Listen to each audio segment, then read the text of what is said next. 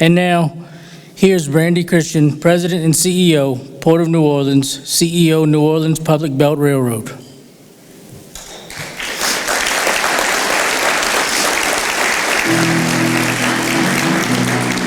There will be a one-on-one conversation with Brandy and moderated by Christy App, Vice President J.W. Allen, following Brandy's State of the Port remarks.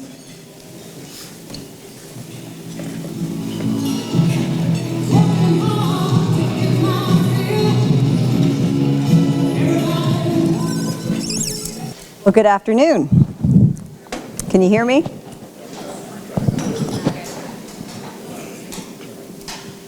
How's that? Yes. There we go. Okay. Well, I was going to say I should have walked up to James Brown and I feel good.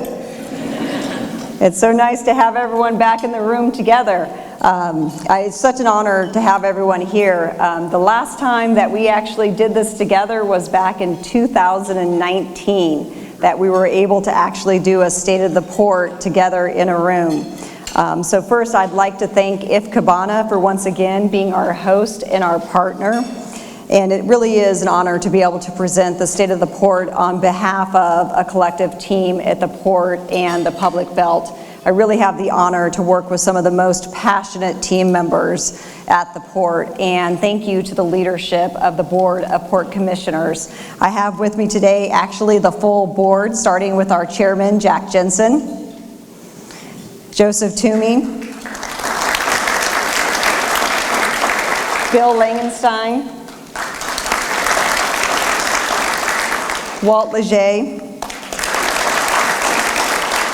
Charlie Ponstein, Sharonda Williams, and James Carter.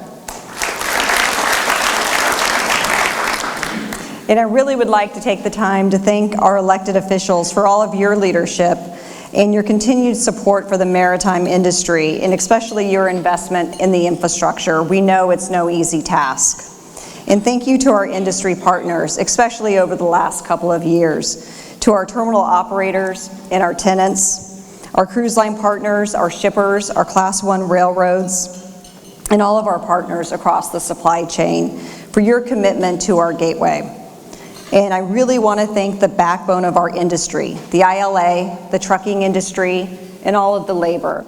You kept cargo moving. You kept it moving safely and efficiently during hurricanes, during the pandemic. Without you, it wouldn't be possible. So thank you, and let's all give a round of applause to the maritime workers.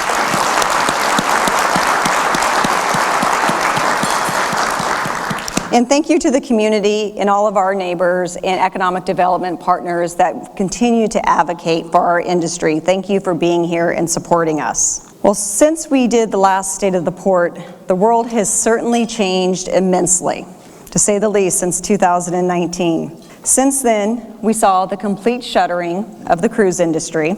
We saw global supply chains disrupted in acts of God, from hurricanes, even tornadoes, to pandemics, the likes of which we haven't seen in generations. And yet the challenges of the last 3 years are not so different than what we have faced here in the New Orleans region in the last 300. Through floods, pandemics, wars, hurricanes, and even recessions, there has always been one constant: our river. The mighty Mississippi River, whose special bend has proved to be a strategic site for centuries, and that is the reason that we are all here. The river, as you know, never quits working. When businesses shuttered because of the pandemic and because of COVID, cargo continued to flow throughout the gateway. And thanks to our essential workers, the port reopened within days after Hurricane Ida. And at the same time, over the last few years, we have been forced to recognize the fragility of a single industry economy. Louisiana can no longer solely rely on hospitality and oil and gas. So we truly find ourselves at a crossroads, contemplating the future of the state's economy. And what has so clearly been revealed over the last couple of years, really on a global stage, is the fundamental importance of trade and logistics. Whether it's getting food to grocery store shelves, packages delivered to our doorsteps, and manufactured products to markets, relies on very complicated supply chains. And as a state We truly have a real opportunity here, not just to retain our access to goods and materials, that's extremely important, but also to establish Louisiana as an integral nexus to the global markets. Like our forefathers, we need not look any further than the river to deliver our future. But to do this, we have to be united, and we have to be strategic. Together, the ports of the lower Mississippi River make up the largest complex in the world, but only together. Together, our prosperity flows through communities with family-supporting jobs, opportunities, and tax revenues. Together, because a rising tide truly does lift all boats. Two historic, decade-long infrastructure projects have paved the way for the future of maritime in Louisiana: the federal levee system and the 50-foot deepening of the river. With flood protection and deep draft, we welcome bigger ships, more cargo, and resilient facilities for decades to come. But that's not all. It is up to us to seize the opportunity that these massive investments can bring. We have to deliver the maritime facilities to match. And that's exactly what we're doing. At our Napoleon Container Terminal, we're completing a 3-year, $140 million investment project, expanding our capacity to 1 million TEUs.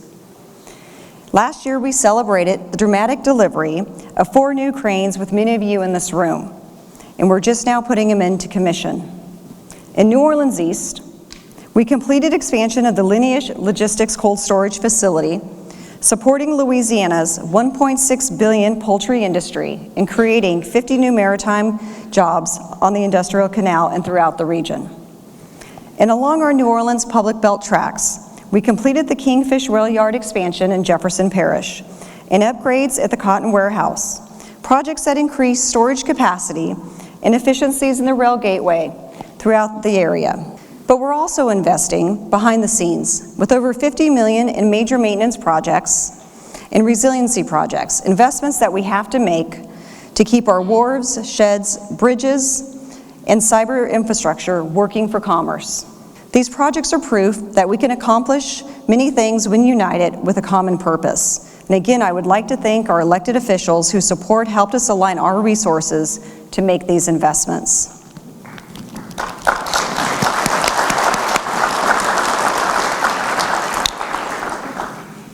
Now our future is bright, and it really is shining a light on the Gateway's diversity, a diversity that has allowed us to pivot, providing supply chain solutions to customers and some that are new. Here in New Orleans, we have certainly felt the challenges wrought by COVID and supply chain disruptions. Disruptions that forced ocean carriers to prioritize containerized imports. So for export-heavy ports like ours, that meant reduced volumes and vessel emissions. Needless to say, it's been a challenging 2.5 years for our shippers, who rely on equipment availability and weekly services. Fortunately, all signs point to a cooling down of the import market. That will improve fluidity in the export gateway, just like ours. And we are seeing vessel schedules improve already. And that is promising, especially considering prior to COVID and the supply chain congestion that we had 2 consecutive years of double-digit TEU growth and doubled our tonnage in 10 years. And while many ports continue to battle congestion, Port NOLA continues to have capacity and fluidity in the gateway. And for importers seeking alternatives to the East and West Coast ports, we've been able to serve as that alternative gateway to inland markets like Dallas, Memphis, Kansas City, and Chicago. With 6 dedicated breakbulk wharves, we were able to handle increased breakbulk cargo volumes. And also, for those shippers who have used breakbulk as an alternative to container shipping. That includes a huge increase in plywood normally imported in containers, and our first breakbulk coffee vessel in 30 years. Who thought that would ever happen? Those from New Orleans. 30 years since coffee's moved in that form. Overall, we saw breakbulk volumes double in fiscal year 2022.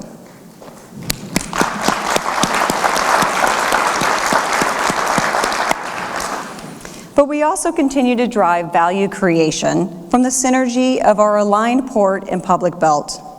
Earlier this year, we named Tamika Watson-Bryant as General Manager of the New Orleans Public Belt Railroad. Tamika is a second-generation railroader who has received industry-wide recognition. She's also the first African-American woman to lead a short line railroad in the entire United States.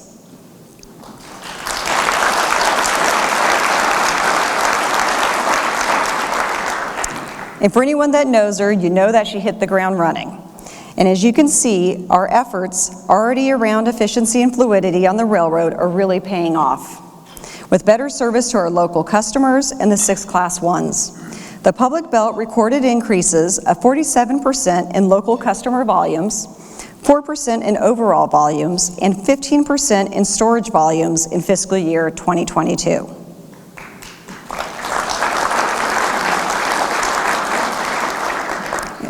And with that, now more than ever, we can offer customers more integrated rail solutions and marine solutions. That includes growing our intermodal connections to the Midwest via the CN and to Dallas and Kansas City via the KCS, which makes us a competitive gateway to the congested West Coast. But also the Seacorp operated container on barge service that moves over 30,000 TEUs per year from New Orleans, Baton Rouge, and Memphis. And now, yes, we serve St. Louis.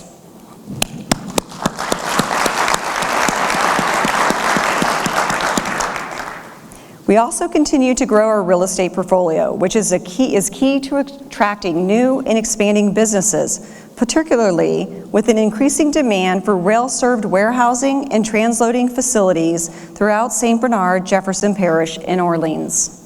But perhaps the biggest and greatest pandemic comeback story was in our cruise operations. Our cruise business is vital to the economy here in the state and the region. Every time a cruise ship docks at the Dorado and Julia Street terminals, it's literally like a little mini convention pulling into town. It creates jobs and injects money into the local and state economy. So obviously it was a huge blow when the global industry came to a halt at the beginning of the pandemic. Indeed, we were on track for another record-breaking year in 2020. Now, Carnival Cruise Lines was the first to restart ocean-going cruises from New Orleans in September 1 year ago. And they are now celebrating their 50th year anniversary with an average of 110% occupancy on their sailings out of New Orleans.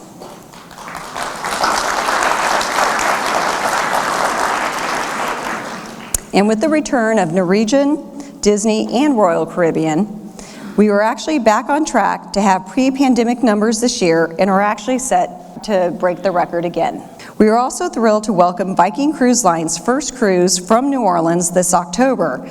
And I might add that that beautiful vessel was built here in Louisiana by Schwest. And that, please. And that will actually bring us to 9 home-ported vessels here in New Orleans, river vessels. And that's extremely important because those vessels call throughout parishes up and down the river system, and we're working hard to get them to home port into other parishes within the area. And we really have to thank the cruise lines for their leadership, because without them and their thoughtful COVID-19 protocols to ensure the safety of the guests, crew members, and the community, we wouldn't be back to cruising where we are today. So thank you to the cruise lines for your leadership. Speaking of safety, I'm proud to highlight some of the accomplishments of our very own Harbor Police Department. After a national search, we named a new police chief from our very own ranks, Chief Melanie Montrall.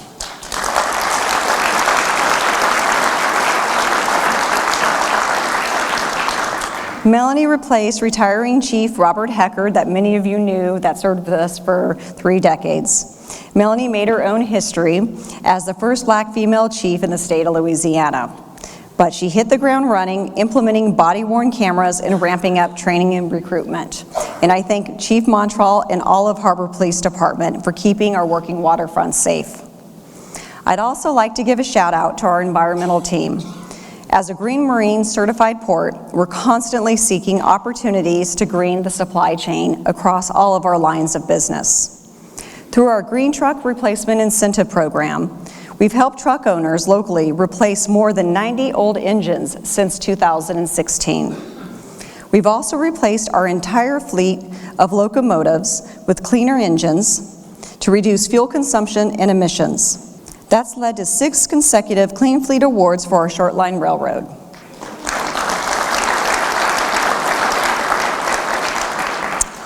And our growing container on barge service reduces emissions by moving containers on water rather than road.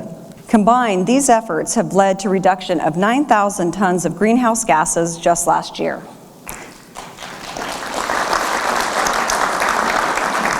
And of course, we're also looking at major investments in sustainability at our new container terminal in St. Bernard Parish in the design, such as electrification and shore power. Port NOLA also continues our commitment to economic inclusion, with our procurement team engaging local, small, and DBE businesses in opportunities. In 2021, we spent over $10.2 million with DBE, SBE-owned businesses.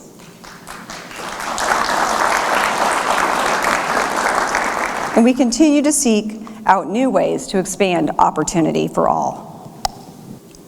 Now, with that said, our future must be greener, it must be more resilient, and it must be more inclusive. But most importantly, our future must meet the needs of tomorrow. And so I return to our greatest natural resource, the Mississippi River, to deliver our future.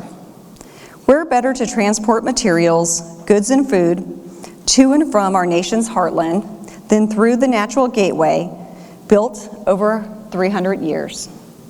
How better to catalyze investment in this region, and truly in every corner of the state? How better to transform our economy, the impacts of which will be felt for generations? One thing is certain: if our state is to remain in the container shipping business and to attract and frankly retain manufacturing and distribution businesses, we must build the Louisiana International Terminal.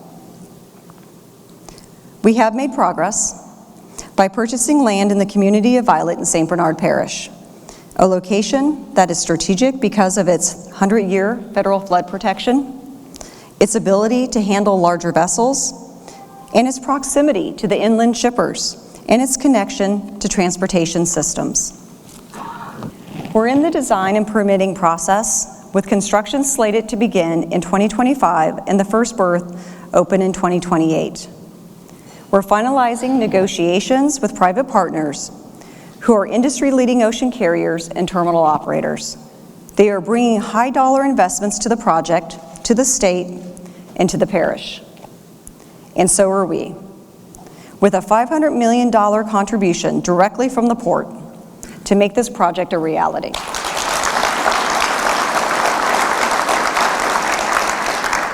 But we're also actively working with our neighbors in Violet and Greater St. Bernard to design a project that provides opportunity and protects quality of life.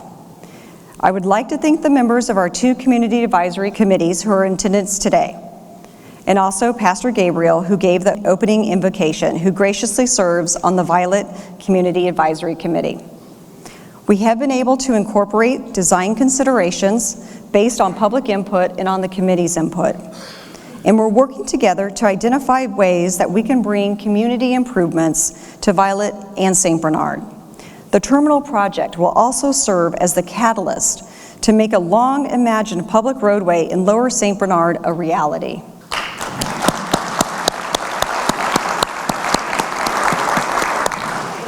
The Louisiana International Terminal will have a profound impact on the state and the region. 17,000 new direct and indirect jobs, $800 million in tax revenue to the state, $200 million in tax revenue to St. Bernard Parish, and 15% increase in personal income in St. Bernard Parish.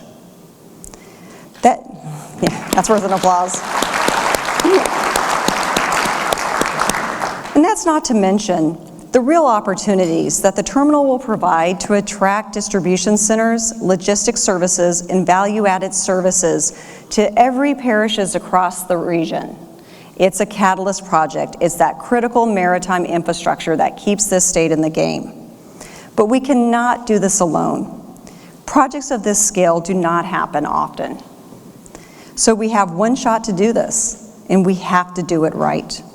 We're committed to continuing to work with all of our stakeholders, from industry and transportation partners to community members and elected officials, in order to deliver a project that brings opportunity to all, protects quality of life, but we need your help. Let us use the opportunity to speak with one voice.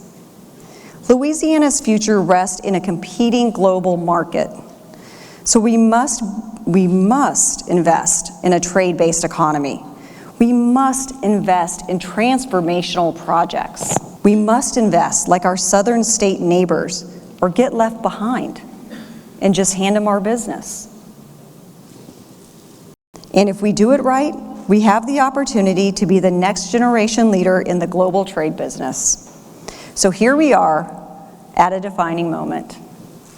Let's seize this moment of clarity wrought by disasters and supply chain disruptions. Let's deliver Louisiana's future together. Thank you. That is...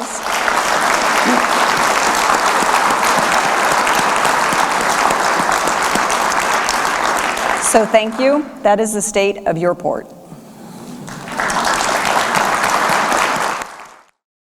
I would like to now invite Christy App to the podium.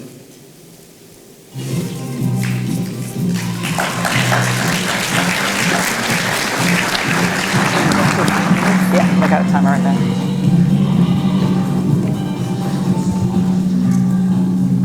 All right. We got walk-up music this year. It's exciting stuff. Next year we're going for disco balls. So, give it that whole club effect. But seriously, everybody, welcome to the 2022 State of the Port. I'd like to thank Brandy and the Port of New Orleans team and Cabano as well for inviting me up here today to speak. We do have a timer that will keep me and my ADD in check. So supply chain. I know all of us are in this room here today because we're all involved in some way. But supply chain is now mainstream. So who here today has a family member or a friend, although they have nothing to do with our industry, who now knows about supply chain, talks about it, and talks about congestion? Great. If I would have asked that question 10 years ago, people would have been like, I don't know, I'll go to Target, I buy it, it's great. But this is where we are today. I knew it was December of 2021. I shared this with Brandy as well too, and it was the New Yorker magazine, and Santa was a longshoreman as a lineman pulling in a container ship.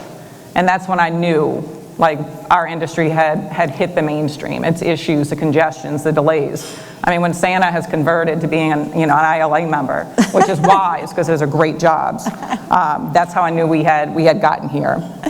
So kind of thinking about COVID and supply chain, how did we get here? So with the ripple effects of the congestion from the East Coast, the West Coast, and now quite frankly in Houston and the Gulf, how would you say the industry has responded or is responding right now? I think in the short term, the industry and really shippers have responded by trying to find alternatives and being open to alternatives they may not have been open to before. They, I think, initially had to look for, alternative B, C, D, E that they would not maybe have considered. I think that will continue. It'll be a long-term effect that whether it be congestion, natural weather events, labor issues, that they are going to continue to look for alternative gateways and build in more broader, larger networks for supply chain to de-risk. I think we're, at least for a very long period, moving away from just-in-time inventories, having one port, one supply chain. They just can't take that risk any longer, and I do not see, and as I often joke, my front porch is any indicator that e-commerce demand is going away. That is going to continue to be an issue, and retailers and manufacturers will have to look for alternatives. Yes. And with that being said, and kind of from that impact, I think it's really been interesting for our clients as well too, for who we, and a few of them are in here today. But it's no longer just a backup. Like you would look at it and say, for our exports, we have an option out of New Orleans and out of the East Coast. Now it's transloading, it's all these other things. So I think it's really interesting to see how that has shifted. And I think this is what the funny thing is for anybody who has a lot of history in this industry as well too. You had Malcolm McLean that went from break bulk to containers. You had the research, the emergence of the Chinese economy that then brought all the development onto, LA, Long Beach, that area. Then, you deal with congestion that way, and you sort of have this shift to the East Coast.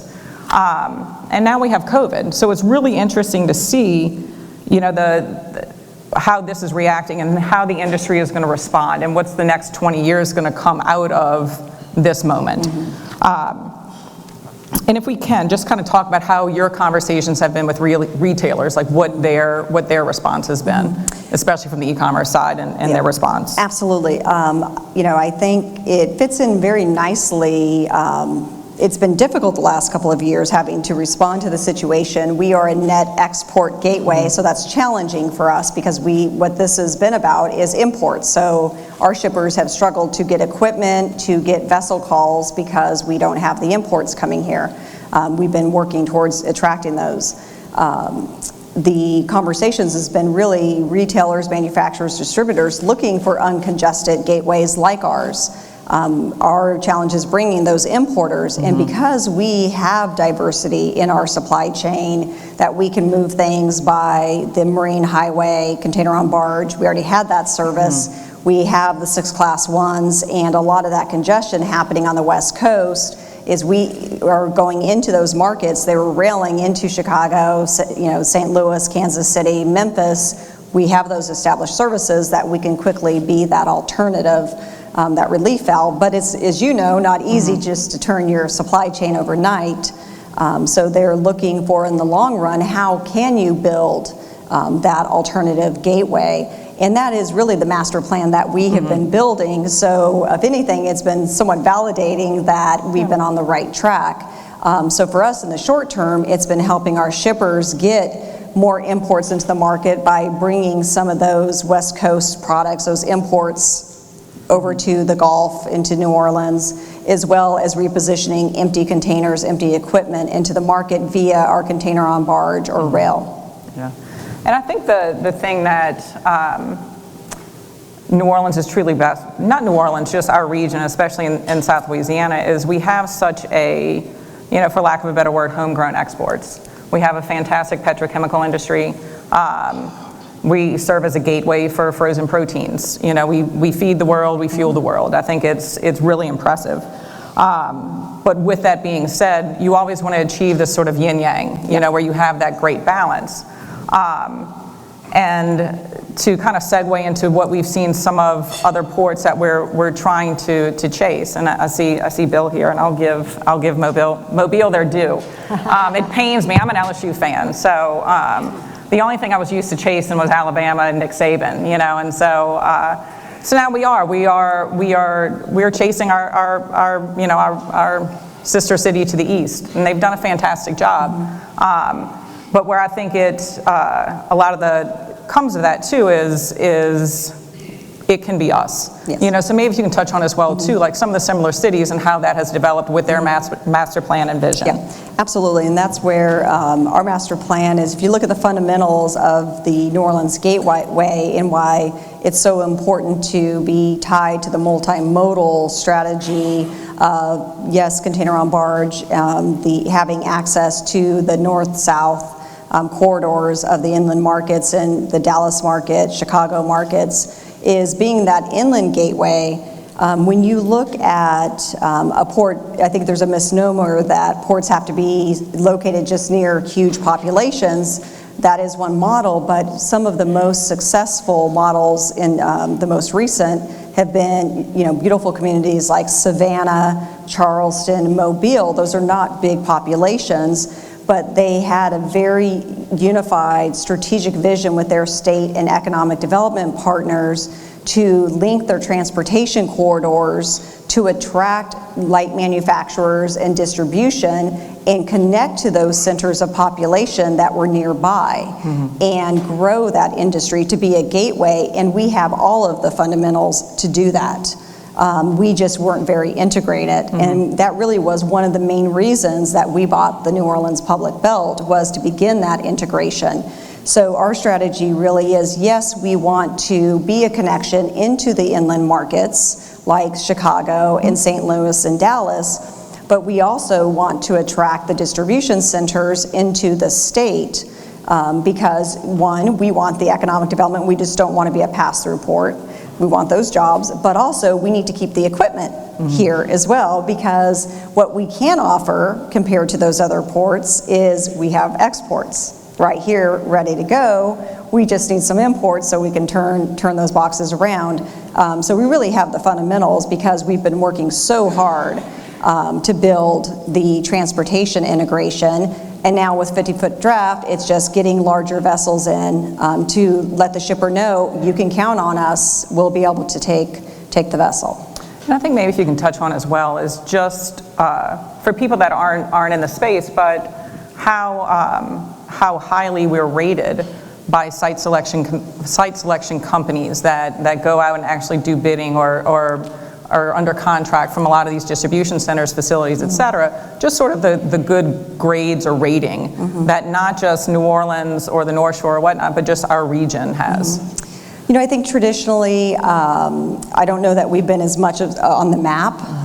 Partly, I think before, developers, retailers were looking at one or two major gateways. And I think this is part of the congestion, natural disaster, supply chain, moving away from just-in-time inventory.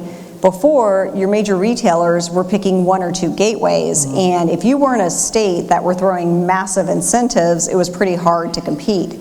And you look at the big Walmart distribution center that went into Alabama. I mean, major incentives. They had a unified state strategy. They had infrastructure plans for the Port of Mobile. That was pretty hard to compete against. Now you've got these companies are putting multiple distribution centers across networks. So there's really more chances, more opportunities, bites at the apple, because there's multiple distribution centers going into different areas. So there's more of a broader playing field to compete in that arena, and because other areas are becoming congested, and with us putting in the infrastructure, it brings kind of brings us to the table. And what we often, in the conversation with developers, is when you look at Charleston, you look at some of these areas, yes, there's distribution centers, you'll see opportunity near port, but really they're looking at the entire corridor in the transportation system. So you already see it happening now within the state, where distribution centers are popping up in Baton Rouge and Lafayette, in the North Shore, interest in cold storage in Jefferson Parish. This is really about building opportunity across the state. And I mean, you see it now with the export side, with manufacturing. Some of our biggest customers are out of northern Louisiana with the poultry farms that we're supplying. So it's really building distribution systems across the state. Yeah, thank you. So as we kind of bring this down to here, let's kind of focus on the port in New Orleans. So what options right now is New Orleans able to offer, or the Port of New Orleans able to offer its current clients and potential clients as well too?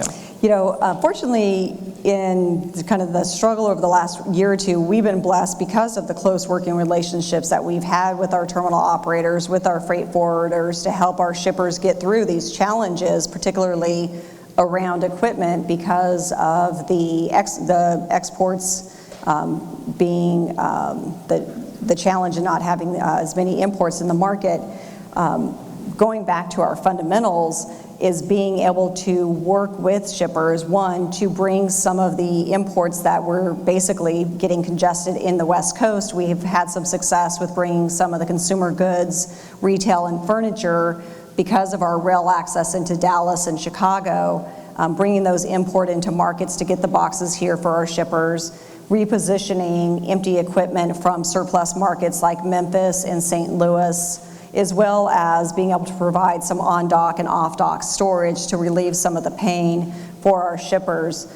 Thankfully, we're starting to see our vessel schedules start to go back to a more regular schedule, which will help our shippers. But the ultimate solution is continuing to attract those imports, which tend to come with both distribution centers as well as this ongoing issue with the West Coast and the retailers being attracted to a gateway like New Orleans. The other big solution really has been being able to offer break bulk as a solution, and we don't see that slowing down at all, and being able to do more transloading opportunity because of our rail connections. Yeah, it was, I don't know if anybody else who manages import freight, but for the first time in a very long time, for one of our Mardi Gras crew customers, I apologize, I talk with my hands, but for one of our Mardi Gras crew customers, we were able to finally get bookings again, like they were opening up, so which is giving us, with that sort of cooling of the market, it's really going to help balance out, one, be able to bring the imports directly here, not having to bring them into either Mobile or Houston and truck over. But that sort of softening of the market, one, it's good for supply chain in general, but it's really, really great for our exporters here. So as we start to wrap things up, I always like to end things on a positive note. People in my office tell me I'm ridiculously optimistic, but it's what keeps me sane, especially in this industry. So what are some sort of opportunities and wins that we can close out with here today? Absolutely. As we talk about some of the projects that we have going on, obviously our biggest capital investment project is the new container terminal, as well as what we're seeing, the bright spot in break bulk. We don't see that slowing down in the next couple of years. We have a number of projects going on in partnership with the Public Belt. Really that gateway into the Midwest is transloading. We're seeing that as a really big opportunity, particularly with our north-south rail partners, being able to do more transloading. If anything that this congestion has provided is it's forced shippers to think differently and give the New Orleans gateway a try. So we're doing everything we can to make sure that that's not an interim solution, that that's a permanent solution, that they don't go back to the East Coast or the West Coast, that this makes sense. We have the fastest rail service, and really container on barge, we're working with a number of different providers, having a lot of conversations about how do we really ramp that up and get more creative around container on barge as well. Well, and as we close out too, I just want to really, and it's not been comments I've been shy of making, but just really congratulate the port and your team and yourself in general for your commitment to the master plan. I think especially when COVID happened, it's always easy to panic and sort of just think about now, and you guys continue to look at the future, because really, just like the video said, it's all about delivering Louisiana's future. That's how we're going to stay competitive from an economic standpoint. It's going to provide jobs. So really thank you to you and your team for your vision and your guidance, and I'm just happy to be a part of the process, and I'm really, really excited for the future, and especially too, like I said, I think with everybody talking about supply chain too, there's a knowledge amongst our elected officials, or knowledge, economic development team that just can see the potential that we have here. So thank you very much. Thank you, and thank you to our partners for being with us. 13 seconds.